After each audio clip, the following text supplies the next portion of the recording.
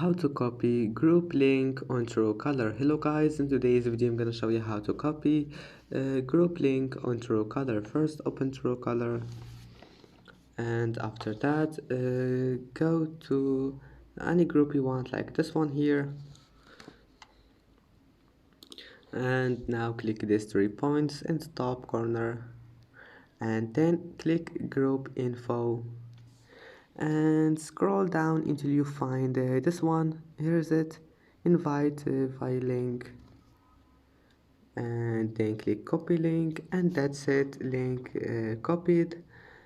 And now just go back, and I hope that can help you.